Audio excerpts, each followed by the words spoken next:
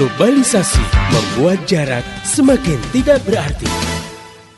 Nah, kemudian manusia juga didorong gitu untuk kemudian punya persepsi bahwa pergaulan bebas itu sesuatu yang menyenangkan gitu ya, sesuatu yang memuaskan, sesuatu yang membuat kita jadi enjoy, membuat kita jadi hore gitu ya. Iya. Nah, padahal itu adalah satu keburukan, satu kemaksiatan. Tapi setan pinter gitu mengemas hal-hal seperti itu.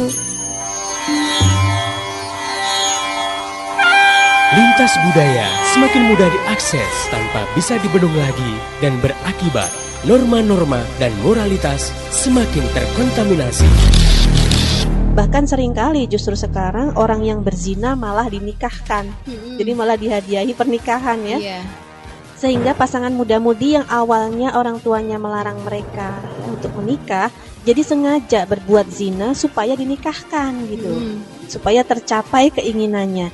Nah, ini adalah salah satu bencana karena tidak pahamnya kaum muslimin terhadap syariat Islam. Dan hanya iman yang sanggup membentengi diri. Pendengar yang budiman, angin sejuk kembali berhembus dengan hadirnya Voice of Islam. Kalau misalkan ada kawan kita, dia begitu datang waktu azan, langsung dia bergegas wudu, dia sholat. Karena dia punya pola pikir, sholat itu yang terbaik ditunaikan tepat pada waktunya. Subhanallah, berarti dia punya pola pikir yang baik. Karena itulah yang dia pikirkan dan dia yakini sebagai sebuah hal yang benar. Media Islamnet dan radio kesayangan Anda menghadirkan Voice of Islam. Voice of Islam. Voice of Islam.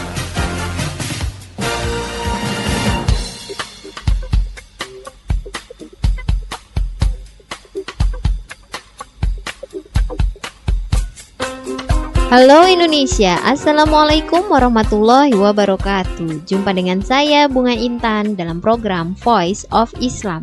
Kerja bareng Media Islamnet dengan radio kesayangan Anda ini. Dan selama 30 menit ke depan, Voice of Islam akan mengisi ruang dengar Anda dalam rubrik Female Chatting. Pendengar yang budiman, saya nggak sendiri, telah hadir untuk mengasuh rubrik ini Ustazah Insinyur Nani Wijayati. Beliau adalah pengasuh Women's Chatting on Islam. Baik, kita sapa dulu beliau. Assalamualaikum Ustazah. Waalaikumsalam warahmatullahi wabarakatuh. Mbak Bagaimana Intan. kabarnya? Baik, alhamdulillah. Musim Jumpa hujan lagi. ya? Iya nih. Baik. Insya Allah ini rahmat.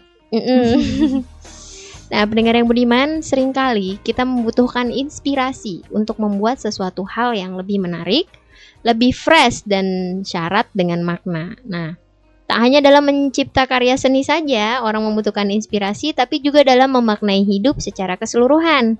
Oleh karena itu, kali ini Voice of Islam akan membahas tentang The Best Inspiration. Waduh, keren banget judulnya. Oke, Ustazah, kalau bicara soal inspirasi nih, apa sih sebenarnya makna inspirasi? Ada yang bilang, saya butuh inspirasi, saya kekurangan inspirasi, atau kamulah inspirasi saya. Sebenarnya inspirasi itu apa, Ustazah?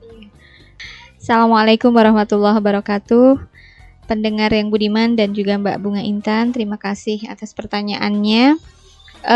Kalau berbicara masalah inspirasi, kalau kita lihat di Kamus Besar Bahasa Indonesia gitu ya, kita akan temukan bahwa inspirasi itu di situ disamakan dengan ilham. Ilham. Maknanya apa? Ada 3 makna di situ yang dijelaskan. Yang pertama adalah inspirasi atau ilham itu adalah petunjuk dari Tuhan. Bahkan di situ digambarkan sebagaimana ibu dari Nabi Musa. Ibu dari Nabi Musa itu mendapatkan ilham atau petunjuk untuk menaruh putranya Nabi Musa yang masih bayi.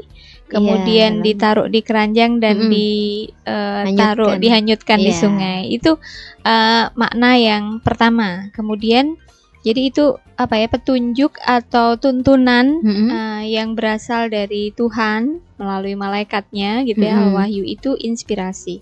Kemudian yang kedua, makna atau pengertian dari inspirasi atau ilham itu adalah bisikan hati. Artinya setiap manusia kan bisa merasakan dengan hatinya ya. Tiba-tiba gitu, kepikiran apa gitu. Nah, itu termasuk inspirasi gitu. Kemudian yang ketiga adalah sesuatu yang menggerakkan untuk mencipta. Nah, ini barangkali yang tadi Mbak Bunga bilang, kayak misalnya ketika orang itu mau membuat syair lagu gitu ya.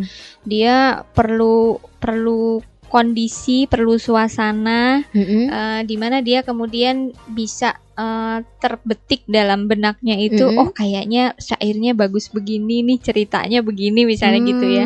Itu makanya kenapa orang yang mungkin seorang pelukis, seorang penyair ya, seorang sastrawan atau seorang yang ingin menciptakan karya-karya seni misalnya, dia biasanya membutuhkan waktu dan tempat tersendiri untuk mencari inspirasi itu. Itulah yang nanti akan menggerakkan pikiran dia untuk menuangkan inspirasi itu di dalam karya-karya mereka gitu. Jadi sangat luas arti dari inspirasi, dan barangkali selama ini yang ditangkap inspirasi ini makna yang ketiga ini aja kan. Sementara yang pertama dan kedua itu dianggap mungkin bukan inspirasi gitu ya. Benar Ustazah. Selama ini soal inspirasi ini biasanya lekat dengan dunia karya cipta ya, atau karya seni. Nah, menurut Mbak, apakah setiap manusia juga butuh inspirasi? Secara umum iya menurut saya, karena setiap manusia yang hidup di dunia ini tidak pernah tidak punya persoalan gitu. Salah satu contohnya aja misalnya ketika putra Nabi Adam ya, Habil dengan Qabil terlibat satu persoalan sehingga terjadi bunuh-bunuhan. Maka kalau kita lihat bagaimana mereka salah satunya kemudian meninggal, dia nggak tahu apa yang mesti dilakukan kan setelah meninggal, dan inspirasi untuk menguburkan jenazah saudaranya itu justru dia dapatkan dari seekor burung gagak misalnya seperti itu. Nah, ini kan contoh bahwa setiap manusia menghadapi persoalan saat itu dia membutuhkan inspirasi untuk menyelesaikan persoalan itu. Ini salah satu contohnya. Jadi tidak hanya untuk mencipta sesuatu. Nah, mungkin bagi orang yang punya profesi untuk mencipta sesuatu itu tertuntut bagi dia untuk menciptakan sesuatu yang lain dari yang lain. Makanya kemudian seolah-olah inspirasi itu lebih dibutuhkan oleh mereka. Nah, padahal dalam menghadapi persoalan hidup yang lain, tidak cuma mencipta, itu kan senantiasa berkembang dan berubah. Kita membutuhkan inspirasi yang terus berkembang dan berubah juga untuk bisa mengatasi persoalan hidup itu. Sekarang kalau contoh praktis inspirasi dalam kehidupan sehari-hari aja itu gimana Ustazah? Ya, baik. Mungkin seperti tadi, kebanyakan orang memahami inspirasi itu hanya dibutuhkan oleh orang-orang yang ingin menciptakan sesuatu ya. Sebenarnya tidak benar juga. Seorang ibu rumah tangga pun sebenarnya membutuhkan inspirasi untuk dia menjadi seorang ibu rumah tangga yang baik. Gak percaya Mbak Bunga nih? Contohnya begini. Urusannya ibu rumah tangga tuh apa sih sebagai manajer rumah tangga? Mungkin semua paham gitu ya, bahwa seorang ibu rumah tangga dia adalah manajer rumah tangga. Dia menjalankan fungsi-fungsi untuk mengelola rumah tangganya sampai bisa membuat rumah itu seperti istilah baiti jannati, rumahku adalah surgaku misalnya begitu. Nah, bagaimana menciptakan suasana rumah itu seolah-olah sehingga semua yang tinggal di dalam rumah itu serasa di surga. Nah, ini kan butuh inspirasi. Apa saja gitu yang perlu ditata. Mungkin dalam persoalan aktivitas di dalam rumah itu kan apa sih? Bangun tidur, terus mereka membersihkan diri, kemudian menyiapkan makanan gitu ya, kemudian berpakaian, berhubungan satu sama lain di dalam keluarga, komunikasi yang harmonis dan lain-lain, kemudian mengatur desain interior rumah itu sehingga membuat yang tinggal di rumah itu merasa betah gitu ya, bukan kayak kapal pecah misalnya gitu. Nah, ini kan membutuhkan inspirasi sebenarnya. Nah, ketika misalnya gimana ya caranya supaya makanan yang sama-sama bahannya itu dari sayuran gitu ya, mungkin sama hanya wortel, kemudian ada sayur bayam gitu ya, kemudian ada beberapa bumbu-bumbu, tetapi bagaimana penyajian itu bisa menarik sehingga anak-anak yang mungkin dia nggak suka sayur, dia jadi kayaknya ngelihat, aduh ini kayaknya enak banget deh gitu ya, ngelihat ada merah-merahnya, ada apanya gitu. Nah, ini adalah inspirasi yang dibutuhkan oleh seorang ibu rumah tangga untuk dia bisa menjalankan fungsi tadi. Dia bisa mengatur rumahnya, dia bisa melayani anak-anaknya, melayani suaminya dengan baik, bahkan mungkin untuk menyajikan secangkir teh untuk suami misalnya, itu kan ibu rumah tangga ya. Banyak sekali misalnya bapak-bapak komentarnya, ya ini kita nggak bisa jamin ya pemahaman mereka gimana. Gimana nggak enak nyeruput teh kalau di pesawat itu pramugari yang nyajiin tuh harum, kemudian dengan senyum, menyapa dengan baik. Padahal tehnya mungkin rasanya nggak enak gitu ya. Tidak seenak buatan istrinya gitu. Nah, apalagi kalau kemudian si istri ini mampu menyajikan kebutuhan suaminya itu dengan sesuatu yang menyenangkan gitu ya. Apakah itu nggak yang misalnya ini untuk yang ada memang ya, artinya bisa mengupayakan sebaik-baiknya. Mungkin bukan cuma kalau mungkin gelasnya ya terlalu inilah ya, tapi bagaimana cara membuatkan teh untuk suami misalnya. Nah, sekarang mungkin ibu-ibu sekarang yang sudah dibantu oleh asisten misalnya ya, ada pembantu di rumah, ketika suami datang, "Bi, tolong tehnya ya, Bapak pulang." Misalnya gitu. Kenapa dia tidak berusaha untuk aku tak bikin teh sendiri karena ini untuk suamiku gitu, dan aku cicipin betul rasanya seperti apa, apakah emang ini selera suami gitu ya. Kemudian dia bawakan mungkin dengan senyum, dengan penuh kehangatan, dengan penuh cinta. Itu beda loh dengan yang kemudian dia cukup pakai speaker gitu ya untuk menyajikan itu. Nah, ini butuh inspirasi gitu, butuh inspirasi. Nah, mungkin juga ketika misalnya makanan tadi ya, pakaian misalnya. Pakaian mungkin bagi kita yang tidak belajar desain baju gitu ya, tidak belajar tata busana, bagi kita yang penting pakaian itu nyaman dipakai ya kan. Kemudian fungsinya kalau dingin ya hangat gitu kan, bahannya enak dan lain-lain. Nah, tetapi ketika kemudian ada ya model-model baju yang ternyata kok menarik ya kalau dipakai, oh warnanya ternyata matching dengan kerudungnya seperti ini. Nah, mungkin suatu saat kita jalan-jalan di pasar atau di mall misalnya, atau toko baju, ngeliat, oh bagus juga ya kalau dibikin model kayak gitu, aku punya kain ini.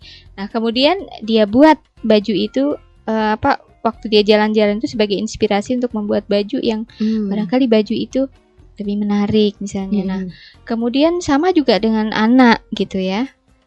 Bagaimana mendidik anak, bagaimana mengasuh anak. Ini seorang ibu juga butuh inspirasi loh.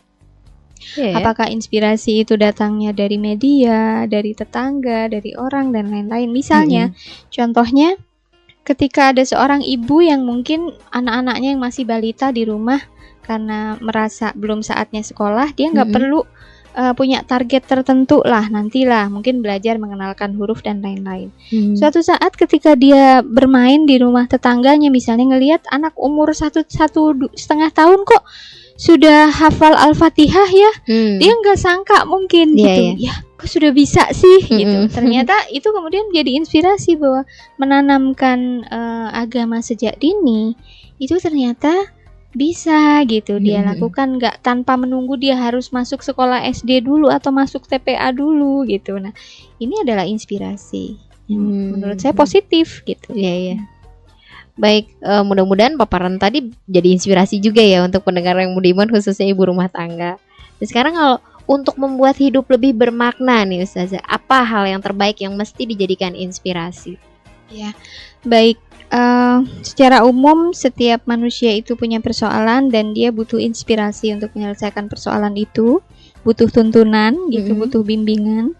Maka manusia pada umumnya dia bisa mengambil inspirasi itu dari beberapa hal. Yang pertama, dari alam semesta. Mm-mm. Banyak orang yang setelah dia mengamati atau merenungkan kejadian-kejadian dalam alam semesta ini, membawa kemudian pada satu keyakinan bahwa alam semesta ini ada yang menciptakan, ada sesuatu di balik alam semesta ini.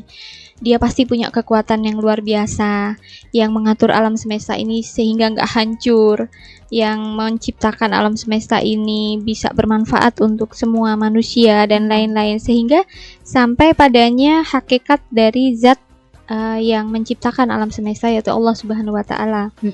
Nah, dari alam semesta juga seseorang bisa mendapatkan inspirasi untuk memenuhi kebutuhan hidupnya. Seperti misalnya bagaimana caranya supaya saya bisa terpenuhi kebutuhan makannya. Zaman dulu mungkin ya makanan itu langsung petik dari pohon-pohon yang sudah diciptakan oleh Allah. Tapi kemudian berpikir, kalau setiap hari saya harus berangkat ke hutan untuk memetik makanan itu, apakah nggak bisa ditanam di dekat rumah misalnya? Akhirnya ada inspirasi untuk membuat perkebunan, kebun ya, membuat sawah dan lain-lain. Demikian seterusnya. Kemudian yang kedua, bisa juga inspirasi itu muncul dari pengamatannya terhadap kehidupan manusia dan kehidupannya gitu.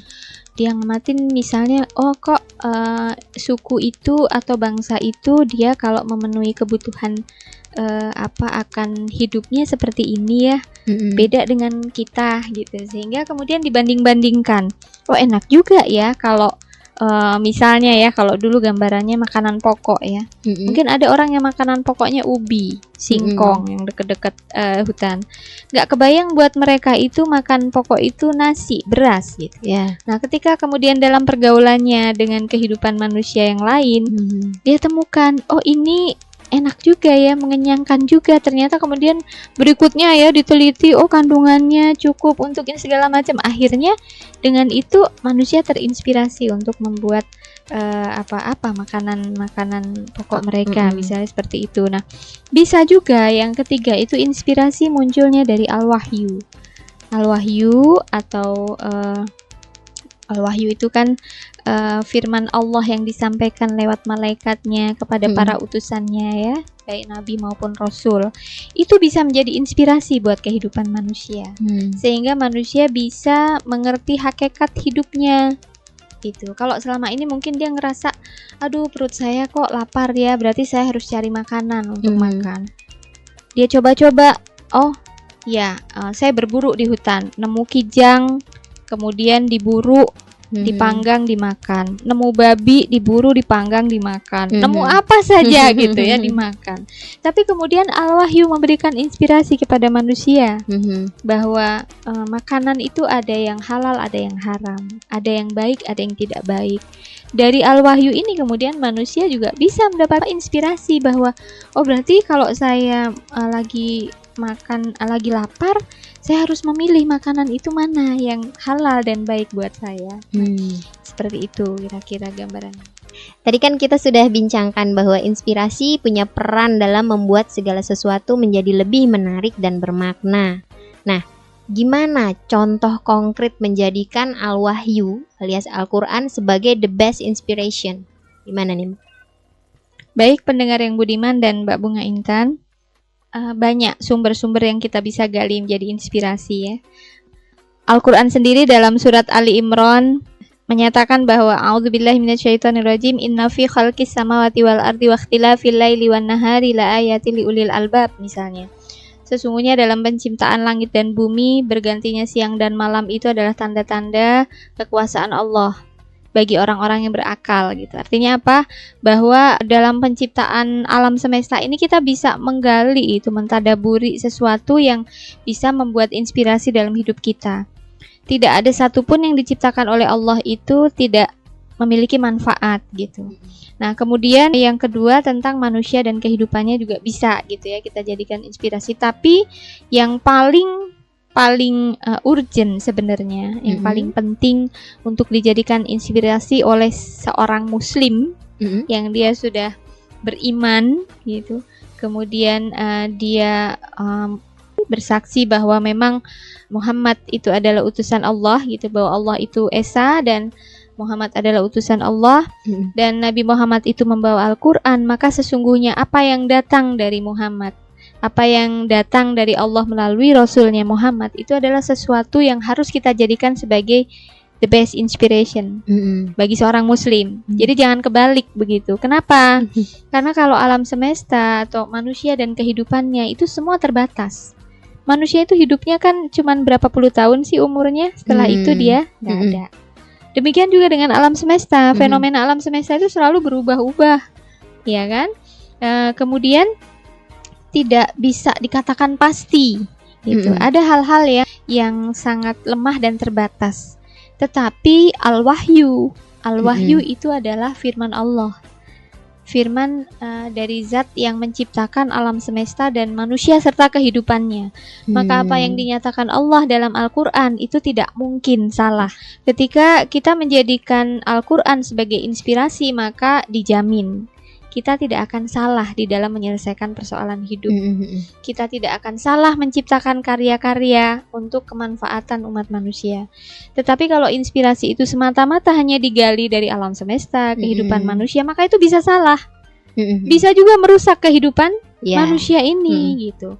Nah, tetapi Al-Quran, Allah sendiri menyatakan di dalam surat Al-Baqarah, A'udzubillahi minasyaitonirrajim, dzalikal kitabu la raiba fihi hudal lil muttaqin. Ini adalah kitab yang datang dari Allah, la raiba, tidak ada keraguan sedikit pun, fihi, di dalamnya, hudal lil muttaqin, petunjuk bagi orang-orang yang bertakwa. Bukankah inspirasi itu tadi maknanya adalah petunjuk? Iya, betul. Dari Al-Wahyu. Maka kalau kita ingin menggali inspirasi untuk menyelesaikan persoalan kehidupan kita, untuk membuat karya-karya yang spektakuler, untuk kemanfaatan kehidupan manusia yang lebih baik, gali dulu dari Al-Quran, baru kemudian ciptakan kreativitas. Tapi jangan keluar dan menyimpang dari Al-Quran. Iya. Nah, kalau tadi inspirasi bisa digali kan dari alam semesta, dari kehidupan manusia, atau juga Al-Wahyu ya, Al-Quran. Nah, apa bedanya dari ketiga ini dalam halnya pengaruh pada diri manusia, Ustazah? Tentu saja sangat berbeda. Kalau tadi inspirasi yang digali dari alam semesta dan manusia serta kehidupannya itu bisa salah gitu ya. Seperti misalnya kalau seorang anak misalnya, bagaimana menjadi anak yang hebat. Kemudian dia lihat fenomena kehidupan manusia saat ini misalnya. Oh, anak yang hebat itu yang dia jadi idola, yang dia di panggung tuh luar biasa, yang suaranya suara emas gitu, yang berani untuk berekspresi di panggung. Dianggap itu adalah anak yang hebat. Maka inspirasi itu membuat seorang anak mencoba membentuk dirinya menjadi orang hebat seperti yang dia lihat. Bahwa ternyata kalau dalam frame Al-Quran, anak yang paling baik, anak yang paling hebat, anak yang terwah itu adalah anak soleh, anak solehah. Maka itulah yang akan membuat inspirasi buat hidup dia. Ketika dia menjadi seorang anak yang nalarnya sudah sempurna, maka cita-cita dia seumur hidup, saya akan berusaha menjadi anak yang soleh atau solihah. Apakah pada waktu masih kecil, remaja, bahkan sudah tua kayak kita. Saya sudah punya anak, tapi tetap saya adalah anak dari orang tua saya. Saya harus tetap menjadi seorang anak yang berbakti kepada kedua orang tua saya. Nah, ini adalah inspirasi-inspirasi yang muncul dari Al-Wahyu, Al-Quran. Demikian juga misalnya seorang istri atau seorang ibu. Sama gitu. Kalau yang dilihat bahwa istri yang hebat itu adalah istri yang misalnya, kalau bisa dilihat itu kebanyakan orang kalau cari istri kan yang cantik, putih, kemudian penampilannya menarik gitu kan. Terus sensual, seksi, terus menggairahkan misalnya. Maka seseorang mungkin dengan inspirasi itu akan mencari seorang istri yang seperti itu. Tapi kemudian ketika Al-Quran, Islam menyampaikan bahwa perhiasan dunia yang paling baik itu adalah istri solehah, maka seorang laki-laki muslim misalnya, maka yang dia idam-idamkan adalah wanita solehah. Jadi dijamin gak akan salah kalau kita menggali inspirasi itu dari Al-Quran. Dan terakhir Ustazah, Kan Al-Quran itu yang terbaik ya, inspirasi yang terbaik gitu. Sekarang bagaimana cara membuat Al-Quran menjadi inspirasi yang terbaik dalam hidup kita? Memang harus dimulai dari sekarang, bahwa setiap muslim atau muslimah itu menjadikan Al-Quran is the best inspiration. Saatnya kita memulai gitu ya. Kalau yang belum memulai, alhamdulillah kalau sudah mulai dari dulu-dulu nyadar gitu ya. Karena apa? Inspirasi dari alam semesta dan manusia serta kehidupannya di zaman modern seperti ini sudah luar biasa. Seolah-olah orang tidak lagi membutuhkan Al-Quran itu sebagai sesuatu yang menjadi pertama kali dia harus menggali informasi. Urusan makanan nggak perlu lihat-lihat Al-Quran lagi, banyak menu yang disajikan gitu di internet banyak. Betul, iya. Jadi banyak sekali sumber-sumber inspirasi di dalam kehidupan manusia ini yang kemudian menggilas istilahnya, atau menutupi Al-Quran sebagai inspirasi utama. Pakaian juga begitu. Kita tinggal keliling aja gitu ya ke mall-mall, sekalipun kita nggak beli gitu. Iya, betul. Tapi lupa bagaimana Al-Quran mengatur soal pakaian ini gitu. Kemudian inilah yang harus kita lakukan, bahwa kita akan bisa menjadikan Al-Quran itu sebagai inspirasi. Kalau gitu ya, sama halnya orang yang menjadikan alam semesta sebagai sumber inspirasi. Pertama dia kan harus melihat dulu, dia harus mentadaburi dulu, dia harus merenungi dulu, sehingga baru timbul inspirasi dari situ. Sama-sama lihat laut gitu kan, di pinggir pantai gitu kan, kita datang ke sana. Seorang penyair, seorang pelukis, sama kita yang hanya berwisata saja. Sama-sama ngelihat ombak, sama-sama ngelihat laut. Tapi inspirasinya bisa berbeda-beda. Seorang pelukis karena dia membutuhkan bagaimana mungkin dia mau gambar ombak yang sedang menggulung gitu kan, dia lihat itu kemudian dia tuangkan. Seorang penyair dia butuh untuk mengungkapkan rasa marah atau kekesalannya seseorang, atau rasa mengagungkan sesuatu yang menciptakan alam semesta, dia butuh. Tapi gimana dengan orang yang cuman berwisata di pinggiran pantai? Apakah dia dapatkan inspirasi sesuatu? Berbeda dengan itu. Nah makanya bagaimana caranya? Ya pertama kita harus membaca dulu. Iqra Al-Quran. Jadi bacalah Al-Quran itu, supaya kita dengan membacanya bukan hanya membaca ayat Al-Quran bahasa Arabnya, tetapi mengerti maknanya, kemudian juga mentadaburi apa sih sebenarnya yang diinginkan Allah nih dengan memberikan firman-Nya dalam ayat ini. Itu harus kita renungkan, kita tadaburi, sehingga kita sampai pada satu pemikiran gitu ya, terbetik gitu dalam hati kita. Subhanallah, ternyata Allah tuh sampai sebegininya ya gitu, memberikan tuntunan kepada kita. Kok sampai berbakti kepada orang tua itu sampai jangan bilang aja nggak boleh gitu. Padahal selama ini mungkin itu lebih dari gitu ya. Bantahan seorang anak itu sudah seperti debat kusir gitu. Nah, ternyata Allah mengajarkan sedemikian santunnya gitu, sehingga membuat kita menjadi seorang anak manusia yang memang betul-betul baik. Nah, maka caranya pertama membaca, kedua memahami, ketiga mentadaburi, kemudian kita kaitkan apa yang ada dalam firman Allah di dalam Al-Quran itu dengan persoalan-persoalan kehidupan kita. Lalu kemudian dari situ kita baru ciptakan kreativitas yang bersandar pada Al-Quran. Baik, pendengar yang budiman, itu tadi bahasan kita tentang the best inspiration. Oke, satu hal yang bisa kita tarik dari bahasan tadi adalah Allah sudah menciptakan alam semesta dan kehidupan yang sangat kaya dengan inspirasi. Tentu inspirasi yang positif akan membuat manusia bisa menciptakan hal-hal baru yang bermanfaat bagi kehidupan manusia. Tapi jangan lupa bahwa inspirasi yang terbaik yang akan memberi petunjuk pada kehidupan manusia untuk semakin baik adalah Al-Quran. Jadikanlah Al-Quran the best inspiration. Oke. Buat pendengar yang ingin bertanya, memberi kritik, saran, dan masukan, Anda bisa kirim surat ke radio kesayangan Anda ini atau kirim SMS ke 0856 9492 4411 atau bisa juga melalui email ke mediaislamnet@yahoo.com. Untuk informasi lebih jauh tentang Voice of Islam, radio-radio di seluruh Indonesia yang menyiarkannya, topik-topik yang akan dibahas, juga info-info lainnya, silakan klik www.gaulislam.com. Saya Bunga Intan dan seluruh kerabat kerja yang bertugas mengucapkan terima kasih kepada Ustazah Insinyur Nani Wijayati atas penjelasannya. Sama-sama Mbak Bunga.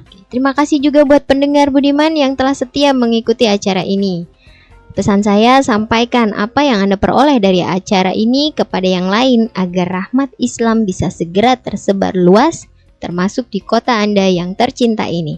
Mari menimbang masalah dengan syariah. Assalamualaikum warahmatullahi wabarakatuh. Nah, sebutan mahram ini ya pada awalnya dibahas oleh para imam mufassirin, para ahli tafsir ketika ada hadis Rasulullah SAW yang Gimana sih? Lagi asik-asiknya dengerin Voice of Islam, ada yang nelpon lagi. Halo, Assalamualaikum. Waalaikumsalam, Tin. Kamu lagi denger Voice of Islam ya? Masalahmu lagi dibahas tuh di Voice of Islam. Aduh Tina, gimana sih kamu? Udah tahu aku lagi dengerin persoalanku lagi dibahas, kamu pakai telepon lagi. Terus gimana aku bisa tahu solusinya? Tenang, friend. Aku barusan dapat bocoran dari media Islamnet. Buat edisi-edisi Voice of Islam yang sudah diputar, rekamannya bisa didapatkan oleh perorangan. Jadi sekarang kamu denger baik-baik siaran Voice of Islamnya biar masalahmu segera selesai. Nah, kalau belum ngeh juga, kamu bisa dengar dari rekamannya. Gitu, Rin. Rin? Kamu masih di situ kan? Waduh, ini juga masalah nih buat si Rina. Sering ninggalin telepon sembarangan. Halo Tina, Alhamdulillah barusan udah ada kiriman MP3 Voice of Islam. Jadi maaf ya, tadi aku tinggal sebentar. Bocoran dari kamu tuh sebenarnya udah aku denger seminggu yang lalu. Jadi langsung aja aku SMS ke media Islamnet buat pesen MP3-nya. Tina, kamu masih di situ? Ya, gantian deh gue yang dikerjain. Ya, dapatkan rekaman-rekaman Voice of Islam yang sudah diputar. Hubungi media Islamnet di 0856 9492 4411. Demikian tadi Voice of Islam. Semoga hikmah yang terkandung bermanfaat untuk kita semua. Amin, amin, amin. Ya Robbal Alamin. Kembali bisa Anda dengarkan Voice of Islam. Menghadirkan topik-topik seputar kehidupan kita esok hari di waktu dan gelombang yang sama.